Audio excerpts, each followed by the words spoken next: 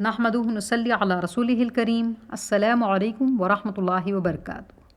کیا آپ لوگوں کو پتہ ہے جب رمضان کے روزے فرض نہیں تھے تو اس وقت کون سا روزہ فرض تھا؟ جب رمضان کے روزے فرض نہیں تھے تب یوم عاشورہ 10 محرم الحرام کا روزہ فرض تھا۔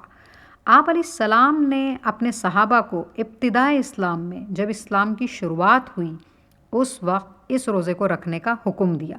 پھر بعد میں آپ علیہ السلام کے مبارک دور میں رمضان کے روزے فرض ہوئے الحمدللہ، تو یہ ایک روزہ یوم عاشورہ 10 محرم کا بطور فرض چھوڑ دیا گیا۔ پھر یہ روزہ فرض نہیں رہا، نفل روزے کی حیثیت سے رہ گیا جو روزہ پہلے فرض تھا، اور یہ روزہ آپ علیہ السلام کی سنت ہے اس لیے ہم رکھتے ہیں۔ اس روزے کی بڑی فضیلت ہے، بڑا اجر ہے۔ آپ علیہ السلام اسے رکھا کرتے تھے۔ یہ ایک روزہ پچھلے 1 سال کے گناہوں کا کفارہ ہے، صغیرہ گناہوں کا۔ الحمدللہ۔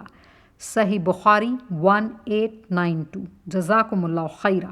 وآخر دعوانا ان الحمدللہ رب العالمین۔